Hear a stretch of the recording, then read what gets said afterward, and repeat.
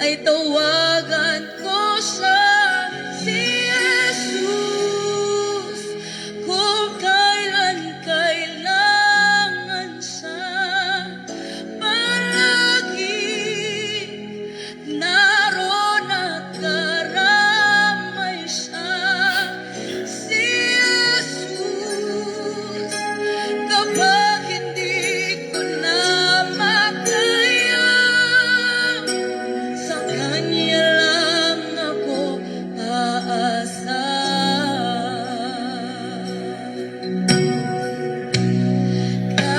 Kahit pilitin ko, puso ko'y maging matibay.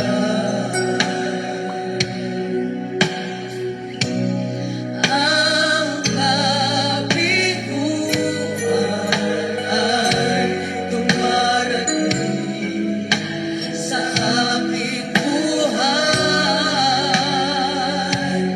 Kung ako'y naroon na at nagdurusa, ang aking gagawin ay tawagan ko sa si Jesus. Kung kailan kailangan siya, palagi naroon at karamay siya, si Jesus. Kapag hindi ko na makaya, sa Kanya lang ako aasa, si Jesus. Kung kailan kailangan siya, siya'y palaging nariyan, naroon at karamay, si Jesus. Kapag hindi ko na makaya, sa Kanya lang ako aasa.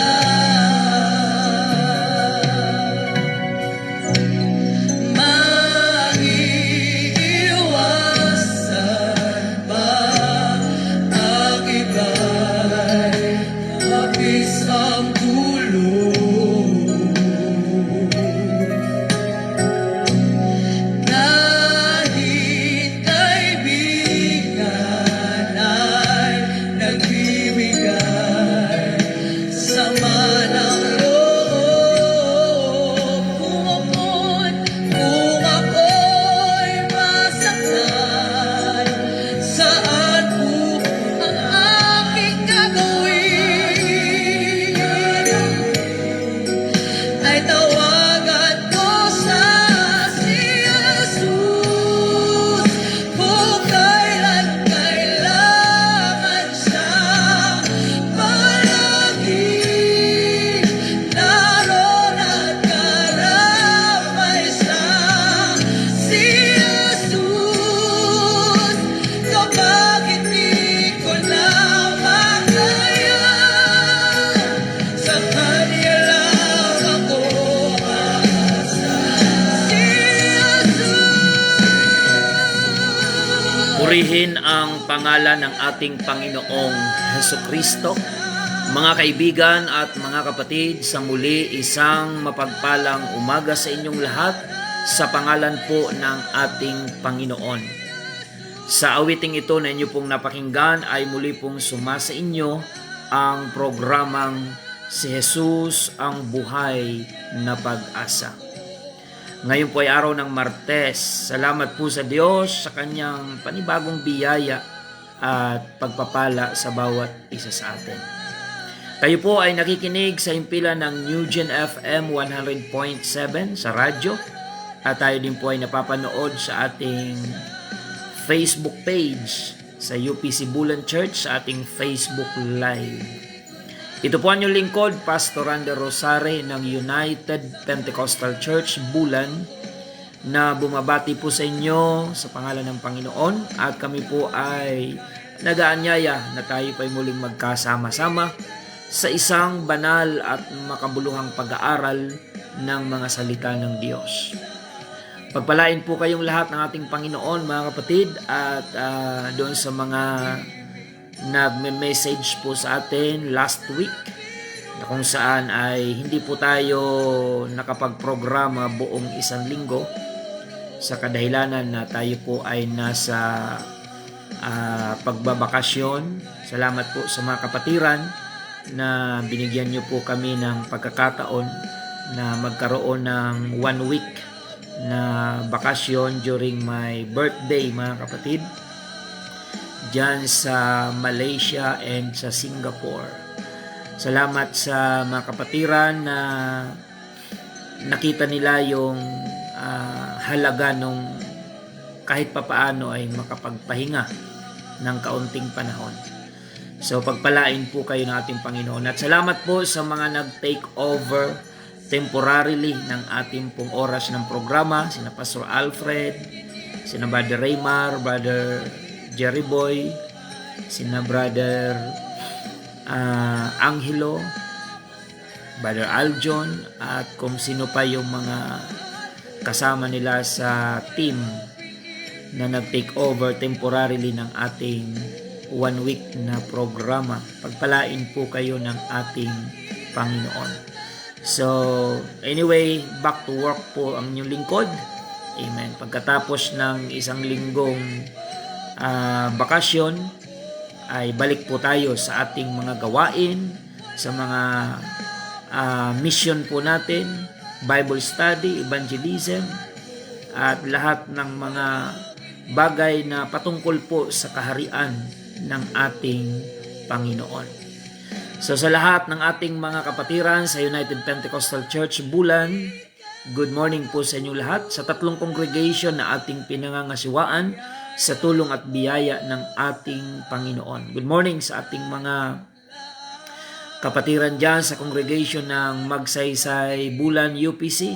Pagpalain po kayo ng Panginoon. Magkita-kita tayo mamaya sa ating schedule for prayer meeting alas 3 ng hapon.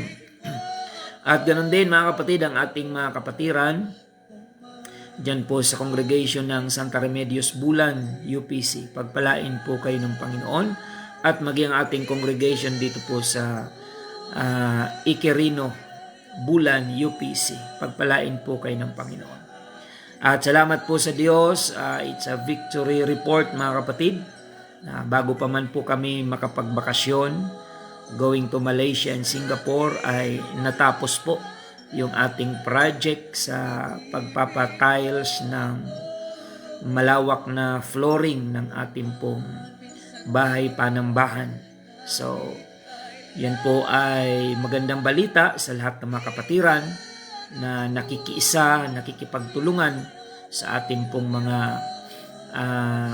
layunin na ma-improve ang ating pong bahay panambahan sa tulong ng Panginoon at sa pagkakaisa po nating lahat.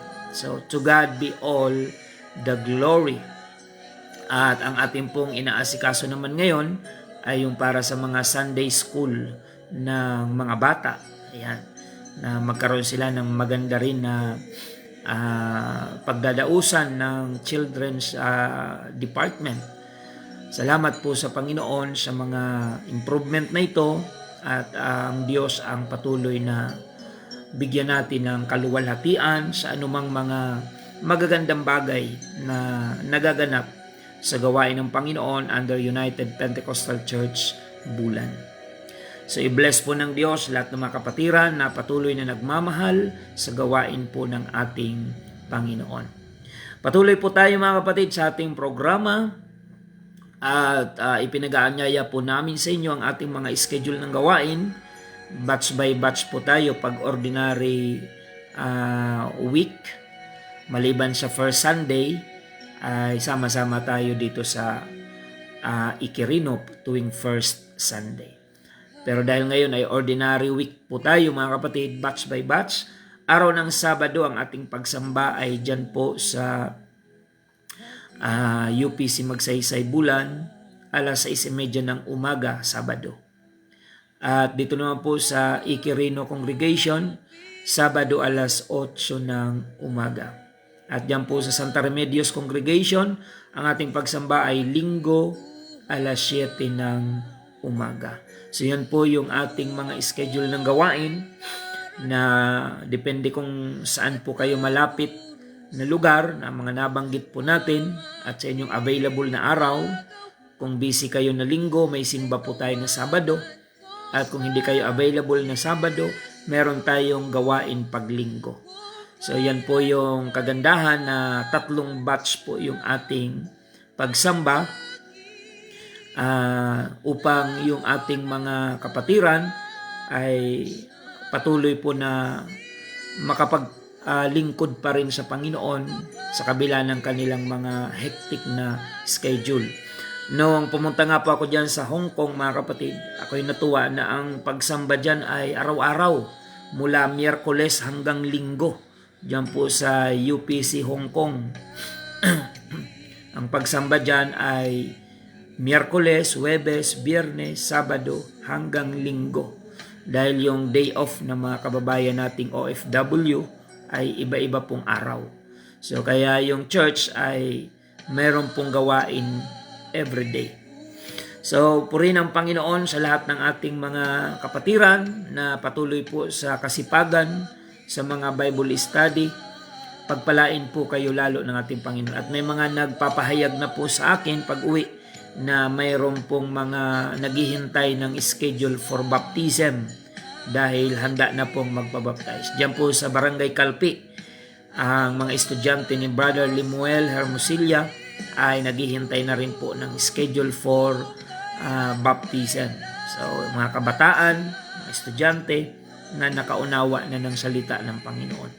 So patuloy po tayo mga kapatid. Good morning kay Sir Salvi Kasim at kay Daddy Buddy.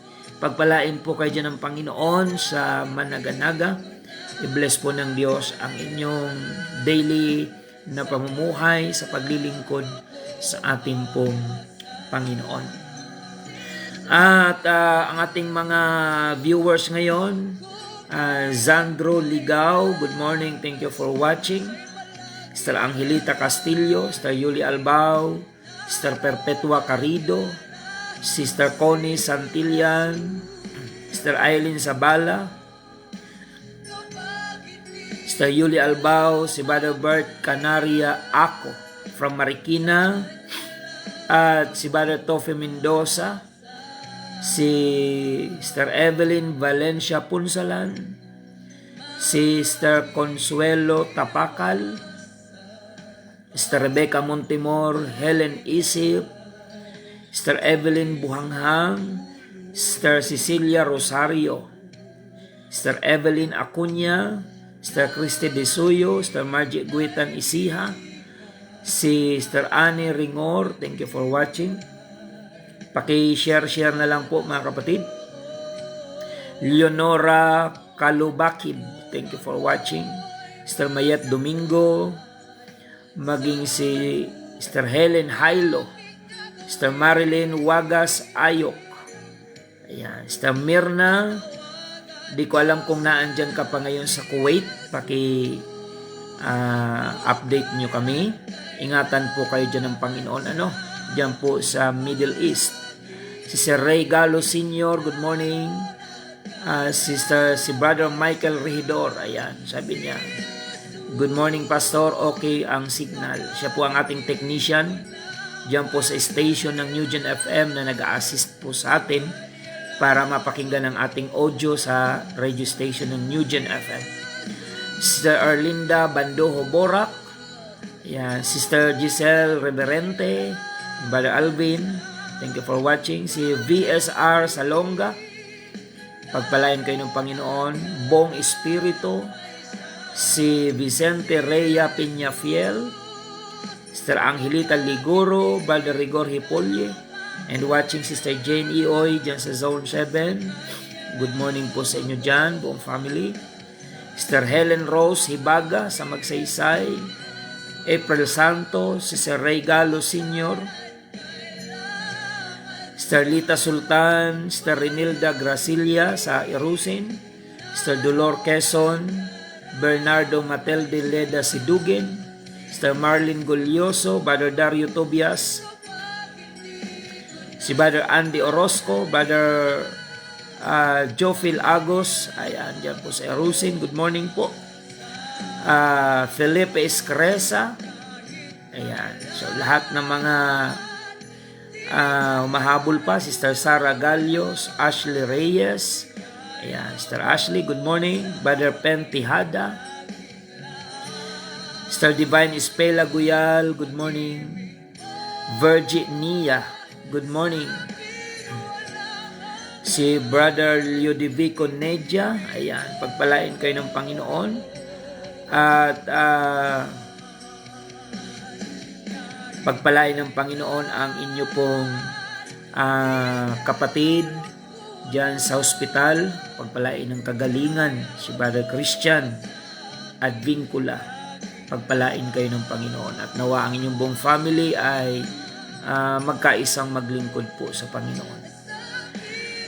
Brother JP Flores, Stephen Hunter Tijada, Lynn Barabad, watching right now, thank you. Okay. So yan po mga kapatid, paki-share na lang po. Brother Shandy Julian, Brother Reuben Gordola, ayan, Star Lisa Kuhay, thank you for watching. Sonido Gutierrez Jennifer, ayan, paki-share na lang. Star Estelita Cativo, ayan, para marami pa po ang maabot ng salita ng ating Panginoon. So doon sa mga bumati po din sa aming kaarawan, kasi kami mag-asawa ay magkasunod po yung aming kaarawan. March 1 ang aking may bahay at March 3 naman ang inyong lingkod. So kaya halos ay magkasabay po namin yan na ipinagdiriwang sa biyaya po ng Panginoon, sa kabutihan po ng ating Panginoon. Salamat po sa lahat ng mga bumati na ang karamihan ay hindi na po natin na-reply sa dami ng mga messages mga kapatid. Gayunpaman ay very much appreciated po yung inyong mga pagbati sa aming naganap na kaarawan. I-bless po kayo lalo ng ating Panginoon.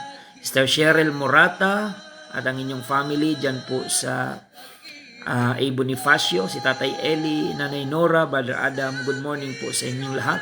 Pagpalain kayo ng Panginoon. Sister Lenny and Brother Joseph Madrona, Sister Laura Gumban and family, i-bless po kayo dyan ng ating Panginoon. So medyo limited na po yung ating time mga kapatid. Hanggang dyan lang muna yung ating mga pagbati. Anyway, alam naman ng Panginoon ang ating kagalakan sa paglilingkod sa Diyos, at ang Panginoon ang magpala sa bawat isa sa atin. So tayo po ay manalangin mga kapatid sa pagkakataong ito bago tayo dumako sa pag-aaral ng salita ng Diyos. Panginoong Jesus, ngayong umaga kami po ay nagpapasalamat sa panibagong araw mula sa magdamag na kapahingahan na iyong ipinagkaloob sa aming mga buhay kasama ng aming mga giliw na taga-subaybay. Panginoon, dalangin po namin na dalisayin mo po ang aming mga puso, ang aming mga kaisipan. Gawin mo po kaming kalugod-lugod sa iyong harapan, Panginoon. Ang aming mga kahinaan, palitan mo ng kalakasan. Ang aming mga kalumbayan, palitan mo ng kagalakan, Panginoon. At anuman ang sitwasyong kinakaharap ng aming mga kababayan sa iba't ibang lugar, Panginoon, we pray, God, na patuloy mong samahan at matawid ng bawat isa ang anumang pagsubok na pinagdadaanan. Dalangin po namin, Panginoon, si Brother Christian Advincula na nasa hospital ngayon.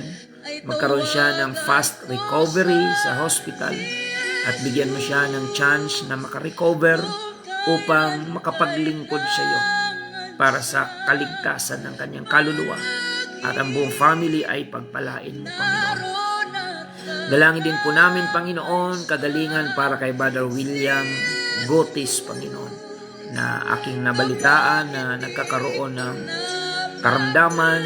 Panginoon, ipagkaloob mo po sa kanya ang kagalingan sa oras na ito. In the name of our Lord Jesus Christ, igawad mo sa kanya ang kalakasang espiritual at physical, Panginoon. Kumilos ka po sa kanyang buhay at gawin mo siyang living testimony na ikaw ang Diyos na nagpapagaling sa mga tunay na may pananalig at pananampalataya sa iyo. Dalangin din namin, Panginoon, ang mga kababayang OFWs sa lugar ng Middle East na kung saan marami pong mga nababalitaan po kaming mga panganib na iipit sa digmaan sa pagitan ng mga bansa na nagpapasabog ng mga missiles sa bawat panig, Panginoon. Dalangin po namin ang iyong pag-iingat sa mga bagay na hindi namin kontroladong sitwasyon. Sa iyo kami nagtitiwala at amin pong idinudulog sa iyo ang aming mga kababayan na kung wala pa mang aksyon ang aming pamahalaan upang sila ay ma-repatriate at mailikas, Panginoon, dalangin po namin ang iyong divine protection sa aming mga kababayan sa Saudi Arabia, sa Iran, kung mayroong mga Pilipino doon, sa Israel, sa lugar ng Qatar, sa Dubai, at dyan po sa Jordan, at sa lahat ng mga lugar na kung saan may mga pasabog na kung saan nagdudulot ng panganib at kamatayan pa sa maraming mga tao. We pray, God, na ang kapayapaan ay paghariin mo po, Panginoon. Nawa ay mangusap ka po Diyos sa mga world leaders na magkaroon sila ng pagpapasya, hindi lamang sa kanilang pansariling politikal na kapakanan, kundi para sa ikaliligtas ng maraming mga tao sa iba't ibang panig ng mundo. Maraming salamat, Panginoon. Sa iyo namin itinitiwala ang aming mga kababayan na naiipit sa digmaan in Middle East, Panginoon. At kaming mga naandito sa bansang Pilipinas, patuloy kaming nananalangin na ang iyong pagkilos ay huwag mo pong ipagkait sa aming mga kababayan. Kung wala man silang maramdaman na pagkilos ng pamahalaan, nawa ikaw na po, Panginoon, ang siyang kumilos upang mailigtas sila sa tiyak na kapahamakan. Maraming salamat po, Panginoon. Sa iyo ang kaluwalhatian, papuri at pagsamba. In the name of our Lord Jesus Christ, we pray. Amen and amen.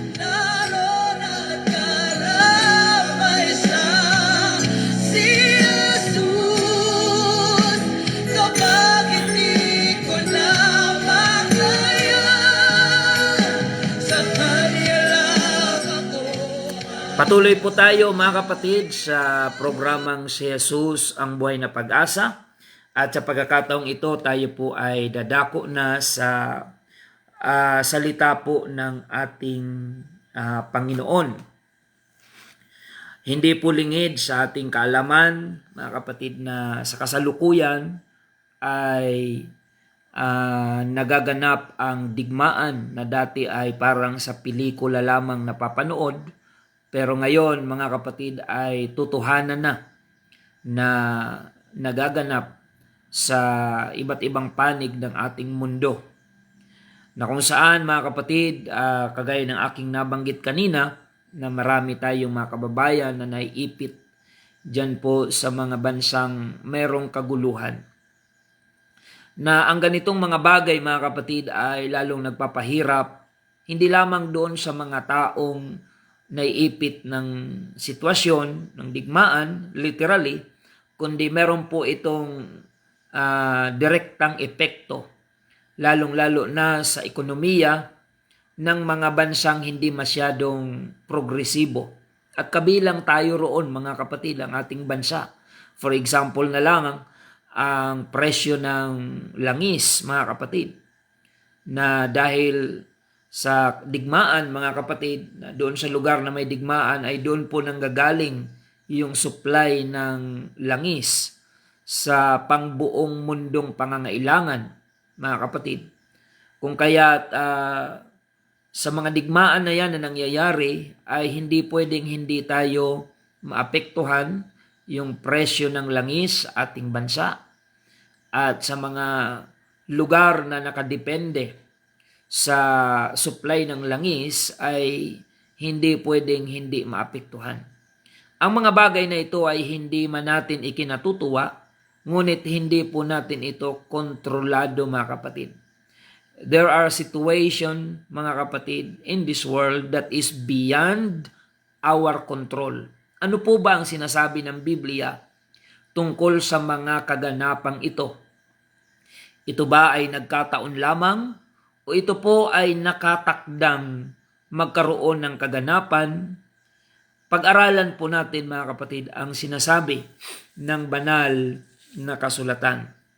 Nung ang Panginoon, bago siya umakyat sa langit, ay kinausap niya ang kanyang mga alagad at sinabi niya ang mga bagay na mangyayari pa lamang sa mga darating na panahon.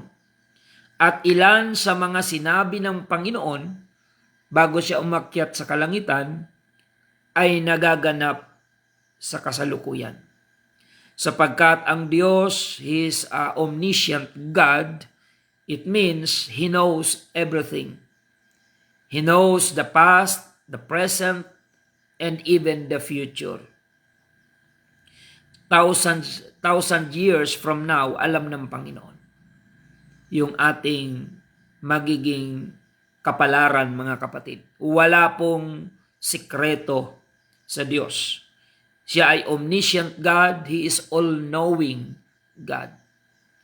So, ang pinag-usapan nila ng mga alagad bago siya umakyat sa langit ay may kaugnayan sa mga nakikita nating pangyayari ngayon sa ating mundo.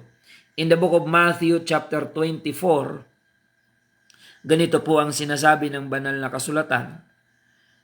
At lumabas si Jesus sa templo at payaon sa kanyang lakad at nagsilapit sa kanya ang kanyang mga alagad upang sa kanya'y ipamalas ang mga gusali ng templo.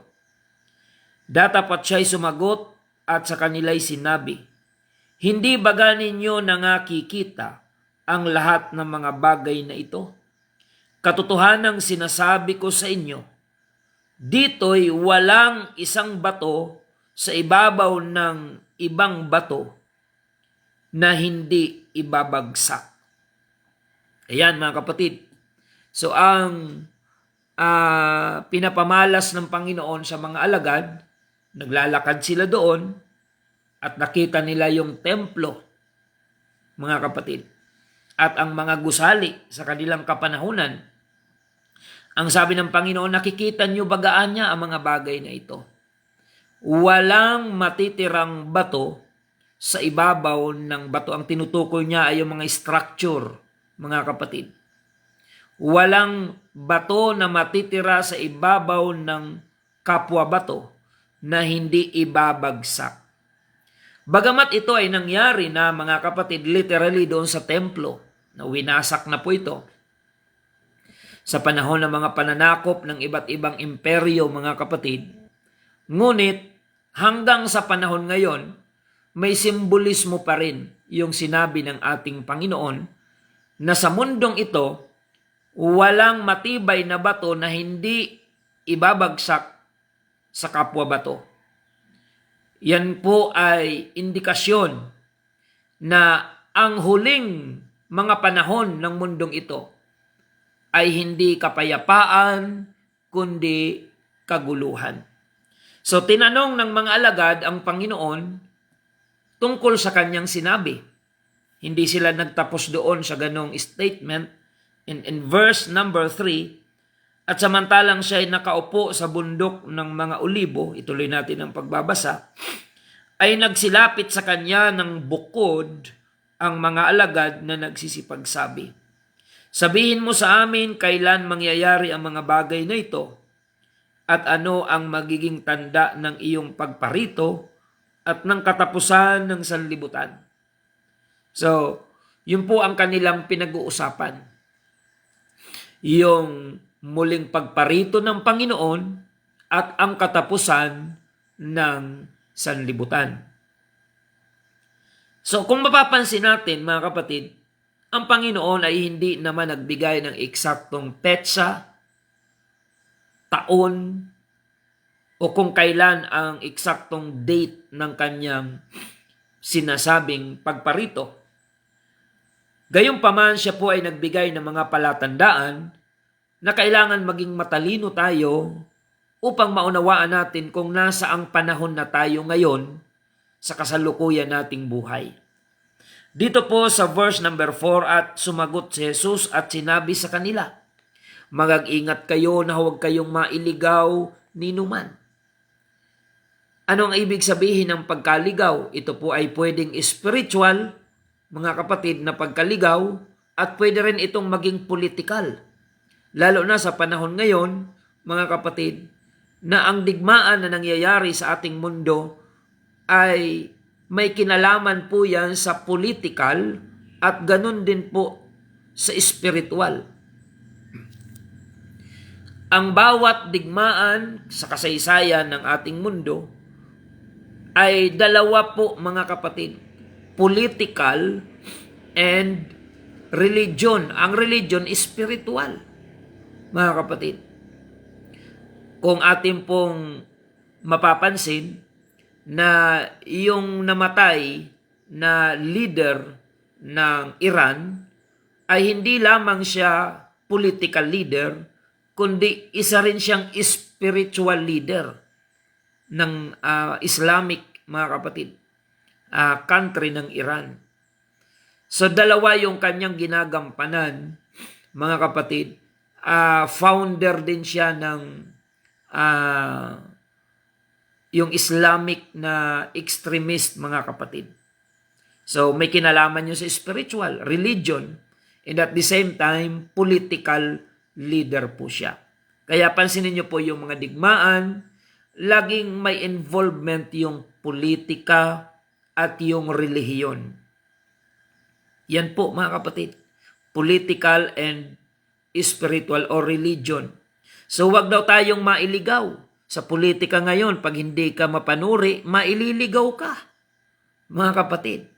Yung mga nagnakaw sa bayan ay pwede mong mapagkamalang bayani, mga kapatid, kung hindi ka mapanuri ngayon sa politika. Kaya sabi ng Panginoon, mag-ingat kayo na huwag kayong mailigaw ni numan. Yan po ay may katotohanan spiritual, pwede kang mailigaw, and political, pwede kang mailigaw. So hindi naman lingid sa atin kung gaano karaming pera ang nawala at ninakaw sa kaban ng bayan, at yung mga nagpapaimbestiga, sila ngayon yung lumalabas na may kinalaman. Kaya yung investigasyon ay wala namang pinatutunguhan, mga kapatid. Pinapaikot-ikot lang ang mga Pilipino hanggang sa magkalimutan. So wag daw tayong mailigaw ni numan. Pwede po yan mangyari spiritual, na ikaw ay mailigaw kung hindi ka mapanuri, at pwede rin yan mangyari political kung hindi ka mapanuri. Sapagkat marami ang magsisiparito sa aking pangalan na magsasabi, "Ako ang Kristo," at ililigaw ang marami. Alam nyo ba, mga kapatid, na kahit ang Israel ay maililigaw? Ang Israel ay pinili na bansa ng Diyos. Pero alam nyo ba, mga kapatid, na ang Israel ay isa sa mga bansang maililigaw, bagamat siya ay pinili na ng Panginoon? Sapagkat sa prophecy, mga kapatid, when we study prophecy about Israel, dahil sa inireject ng Israel ang totoong Messiah, na walang iba kundi si Jesus Christ, darating ang panahon na sa paghihintay at paghihintay ng Israel na dumating ang kanilang tagapagligtas or Messiah, kasi hindi nila pinaniwalaan na si Jesus Christ yun. Kaya nga ipinako nila sa krus ang Panginoon dahil hindi sila naniwala na si Jesus Christ yung hinihintay nilang Messiah. Alam nyo ba na isa sa mga consequence ng kanilang rejection na ginawa kay Jesus Christ, pagdating tuloy ng Antikristo, yun ang aakalain ng Israel na Messiah. So even Israel will be deceived. Nakahula po yan, mga kapatid. Kaya mag-ingat na huwag mailigaw ni numan. Politically, and even spiritually, parehas po yan may warning sa atin. Marami ang magsisiparito sa aking pangalan at magsasabi ako ang Kristo at ililigaw ang marami. Si Antichrist, magpapanggap siyang Kristo at mapapaniwala niya ang Israel. Mga kapatid, mahaba nga lang na usapin hanggang doon sa Battle of Armageddon na tinatawag sa prophecy. Mga kapatid, magkakaroon ng matinding digmaan na doon na po pagtutulong-tulungan ng lahat ng bansa sa mundo ang Israel. At darating ang Panginoon sa panahon na halos hopeless and helpless na ang Israel. Wala na siyang kaalyado. Ngayon meron eh. Ang Israel ngayon ay may kaalyado pa na bansa. Pero darating ang panahon na ang Israel ay pagtutulong-tulungan ng lahat ng mga bansa sa buong mundo. At sa ganung senaryo, mga kapatid, doon sila matututong tumawag sa pangalan ng Panginoon at ang Panginoon ay mag-a-appear sa kanila. Doon lamang sila magkakaroon ng mass conversion na si Jesus Christ pala na kanilang nireject, na kanilang pinatay at pinako sa krus, ay siyang tunay na Misaya. Nga lang ay hindi po siya pinaniwalaan sa Israel. So, ano pa ang mga sinyales na binigay ng Panginoon? Verse 6, at makakarinig kayo ng mga digmaan. Diyan sa mga kababayan natin sa Middle East, hindi lang kayo nakakarinig ng digmaan, nakaranas kayo dyan ng digmaan. Ayan. At ingatan po kayo dyan ng Panginoon. Ito ay nakasulat sa banal na kasulatan. Kaya nga dapat, kung matalino ang ating pamahalaan, mga namiminuno, kung naniniwala naman kayo sa Biblia, dapat hindi tayo nasusurpresa sa mga nangyayari ngayon sa iba't ibang panig ng mundo. Dapat meron tayong contingency plan na tinatawag. Alam mo namang nakasulat sa Biblia na magkakadigmaan, lalo na dyan sa Middle East, malapit sa Israel, mga kapatid. Kailangan laging mayroong paabang na plano, na just in case na mayroong mga digmaan na ganyan, ay dapat ang pamahalaan ay laging mayroong nakaabang na plano, advance, kung paano sila ililikas. At kahanga-hanga naman yung ibang mga bansa, mga kapatid, na binabalita na ilikas na nila yung kanilang mga kababayan, pero ang ating mga kababayan ay wala pa pong naililikas, mga kapatid. Hindi natin alam kung ano ang pinaplano ng mga nanunungkulan. Pero ang payo sa kanila ay magtago na muna kayo. So kung hanggang doon lang ang maipapayo nila, magtago, talagang ang Diyos na lang ang inyong maaasahan dyan, mga kababayan. Huwag kayong bibitaw sa Panginoon, mga kapatid. At ang Diyos ay may magagawa sa panahon na walang magagawa ang tao, na pwede natin sanang masandalan. Now, mga kapatid, ang sabi po ng banal na kasulatan, makakarinig kayo ng mga digmaan at mga alingaw-ngaw ng mga digmaan. Ingatan ninyo na huwag kayong magulumihanan. Ibig sabihin, huwag kang ma-demoralize kapag ito ay nangyayari, sapagkat kinakailangang ito'y mangyari. Kinakailangan pala mangyari ito eh. So kahit hindi man natin ito ginugusto, hindi tayo masaya na may digmaan dahil apektado tayo, mga kapatid. Di ko alam kung ngayong araw ay magkano na ang itataas ng presyo ng gasolina at krudo. Wala man sa ating mga missile, pero apektado tayo in terms of economic, mga kapatid, yung ekonomiya natin. Apektado po yan. Pero sabi ng Biblia, kinakailangan pala itong mangyari. Sapagkat magsisitindig ang bansa laban sa bansa, at ang kaharian laban sa kaharian, at magkakagutom. Ayan, pag tumagal pa yan na digmaan na yan, gutom ang aabuti ng maraming tao sa iba't ibang panig ng mundo, at hindi exempted dyan ang Pilipinas. Hindi ko ito sinasabi upang tayo takutin. Dahil wala namang kwenta yon, manakot lang tayo ng manakot. Wala namang saysay yon. Bakit natin ito pinag-aaralan? To confirm na ang salita ng Diyos 2,000 years ago ay hindi nagbubulaan. Kaya kung kayo ay may duda sa Biblia, pagdudahan nyo yung pagdududa nyo. Sapagkat yung Biblia na iyong pinagdududahan ay walang kaduda-duda na nangyayari ang mga nakatala dito. Mga kapatid, yung malakas ang duda mo sa Biblia, samantalang nangyayari sa kasalukuyan yung matagal nang nakasulat sa Biblia. Kung meron ka mang pagdudahan, dapat kapatid, ay yung pagdududa mo sa accuracy ng salita ng Panginoon. Because heaven and earth shall pass away, but the word of God shall remain forever. Kaya kung meron kang dapat pagdudahan ngayon, magduda ka sa tao. Huwag sa salita ng Diyos. Huwag sa Diyos. Magduda ka sa pangako ng tao, mga kapatid. Pero kapag pangako ng Diyos, it will happen.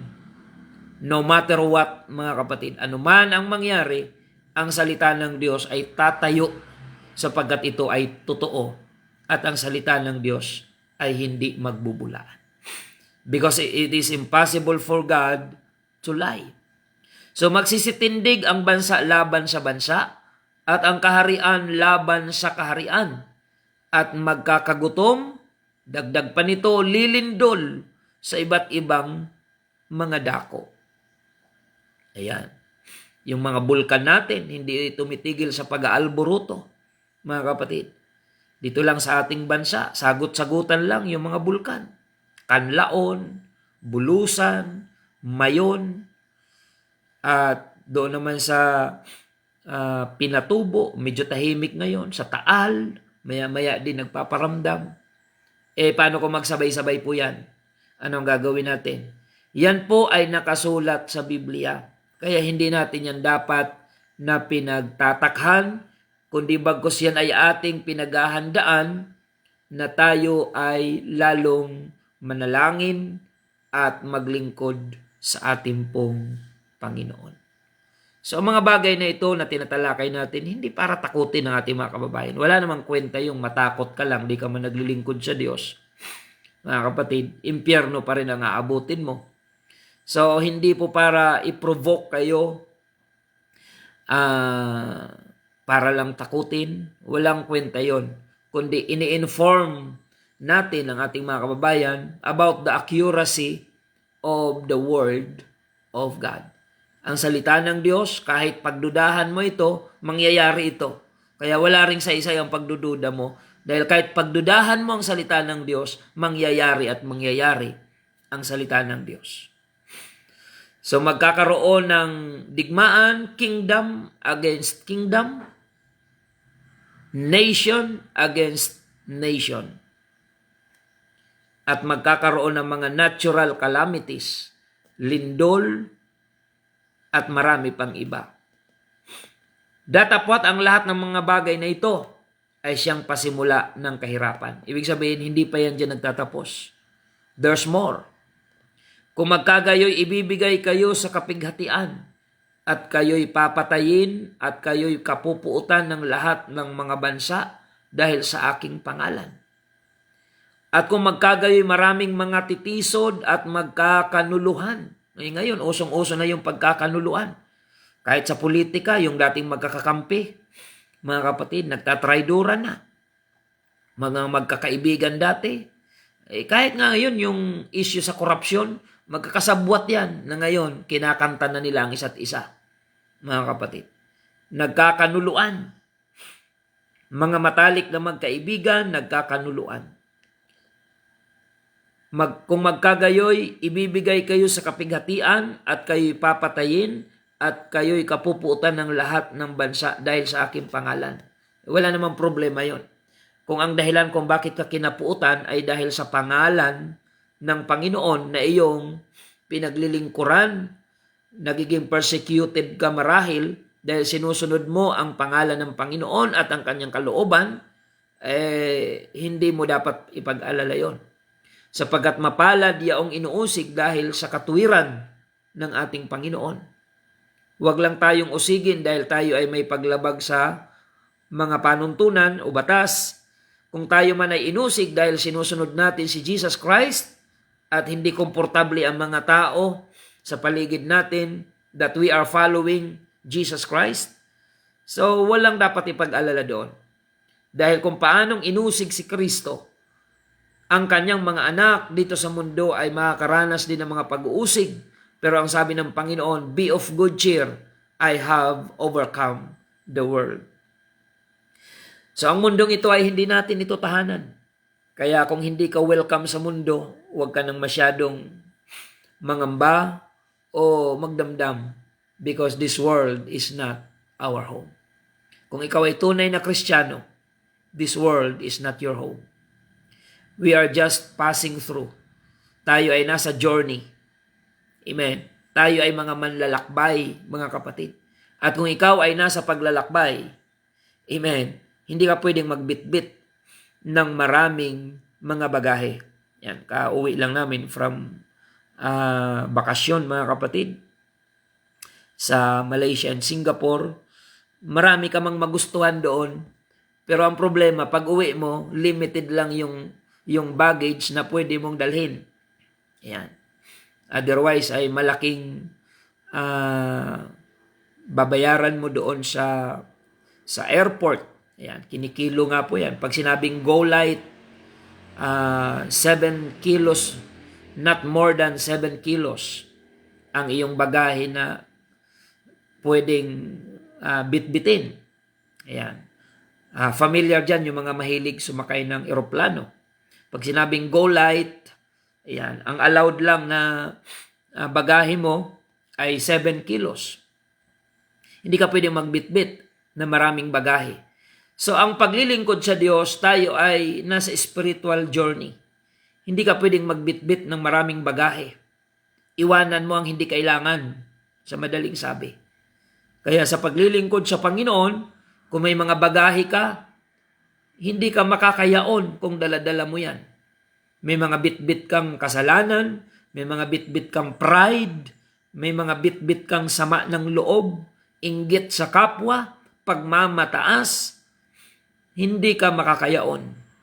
Kaya may mga Kristiyano na hanggang title na lang ang pagiging born again, hindi na napanindigan dahil ang daming bagahing bitbit, kaya hindi makapagpatuloy, hindi makalago-lago sapagkat ang daming bitbit na mga bagahe.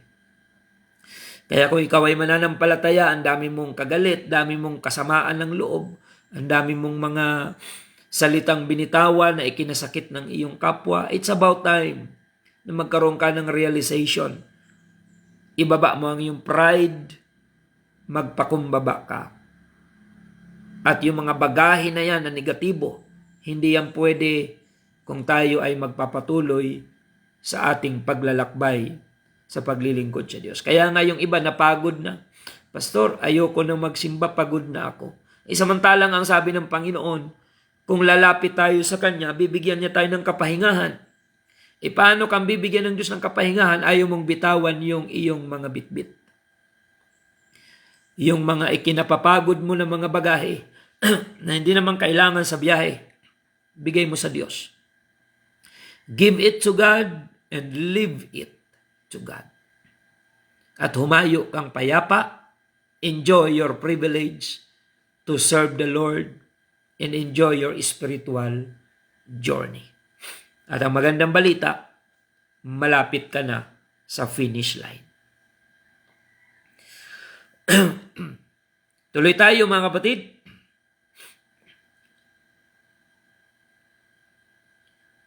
At kung magkagayoy maraming mga titisod at magkakanuluhan ang isa't isa at magkakapuutan ang isa't isa.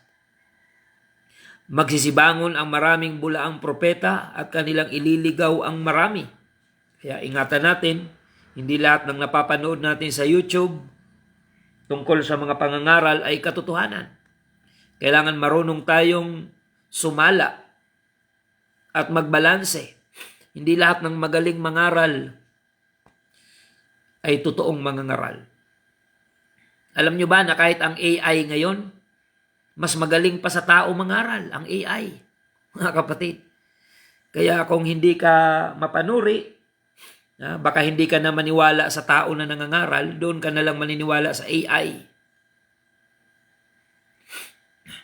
Pero tandaan natin na pagdating sa pagpapastor, isa sa mga qualification ay puso. Ang AI ay walang puso. Kaya kahit magaling yan mangaral, hindi yan pwedeng magpastor sa iyo. Dahil isa sa kailangan para magpastor ang isang tao sa tupa ay ang kanyang puso. Ang technology, AI for example, kahit marami ka diyang marinig at matutunan, pero hindi yan pwedeng maging pastor mo dahil wala yang puso. Sigurado yan mga kapatid. Kaya dapat marunong tayong magpasakop sa leadership kung alam naman natin na ang ipinapangaral ay ikabubuti natin, bagamat minsan nasasaktan ka. Pero kung layunin ay mapalago ka at mabago ang buhay mo, listen to your pastor. Praise the Lord. So marami ang manlalamig dahil sa pagsagana ng katampalasanan, ang pag-ibig ng marami ay lalamig, datapwat ang magtitiis hanggang sa wakas ay siyang maliligtas. Ayan. So mga kapatid, ang ending nito ay ang katuparan ng pangako ng Diyos na siya ay muling paririto.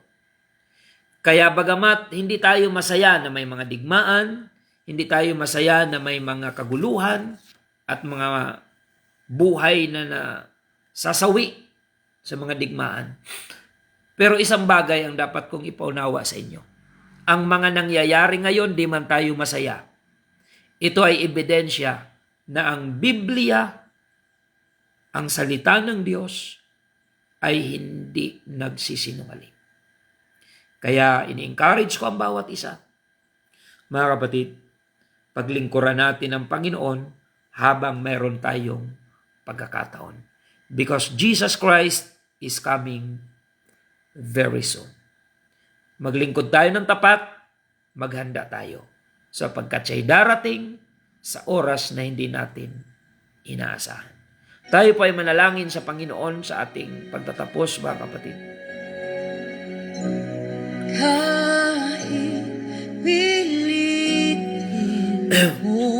Panginoon, maraming salamat po na bagamat hindi kami natutuwa na yung mga kaguluhan ngayon sa mundo ay nagaganap. Ngunit sa kabilang banda, ito ay nagbibigay sa amin ng pag-asa na ang pinaniniwalaan namin na iyong salita sa Biblia ay hindi nagbubulaan. Ito ay nangyayari, Panginoon. Bagamat may matinding epekto ito sa buong mundo, mga digmaan,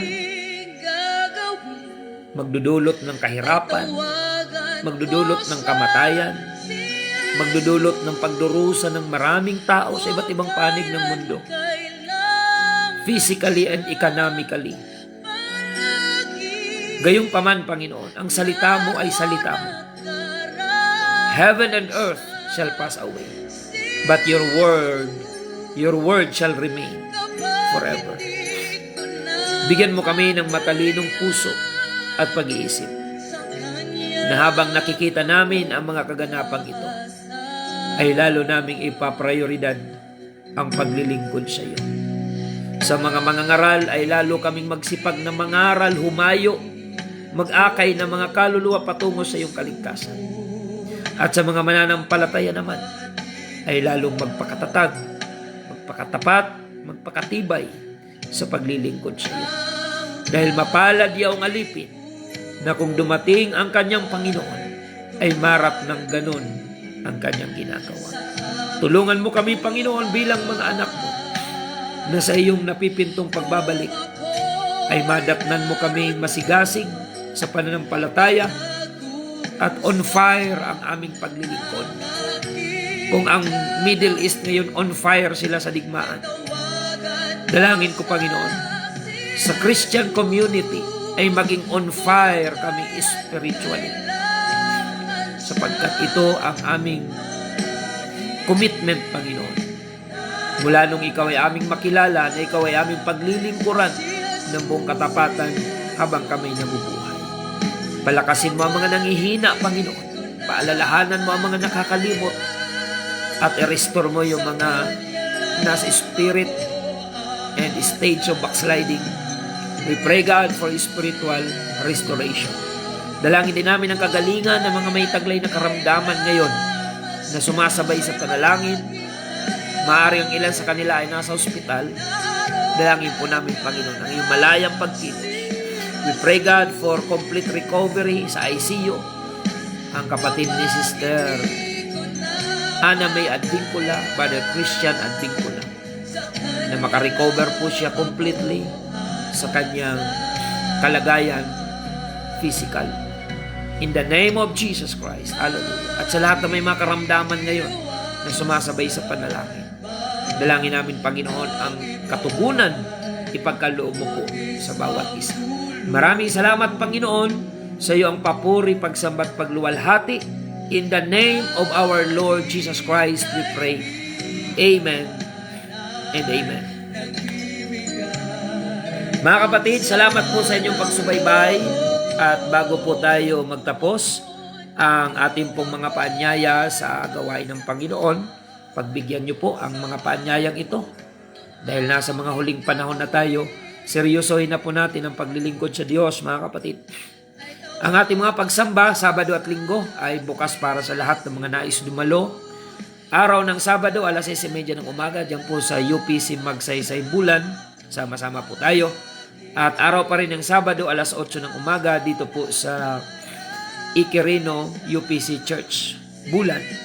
At pagdating ng araw ng Linggo, alas 7 ng umaga, dyan po tayo sa Santa Remedios UPC Congregation sa tapat ng Bulan Gymnasium. So yan po yung ating mga paanyaya. Pagpalain kayo ng Panginoon. Mga kapatid, pakishare na lang po ng ating episode ngayong umaga. Pagpalain kayo ng Diyos. See you again tomorrow. Same time and same station and same page, UPC Bulan Church. Maraming salamat po. Ito po ang inyong lingkod, Pastor Randy Rosario ng United Pentecostal Church Bulan, na nagpapasalamat sa inyong pagsubaybay at lagi nating tandaan na tanging si Jesus lamang po ang ating buhay na pag-asa.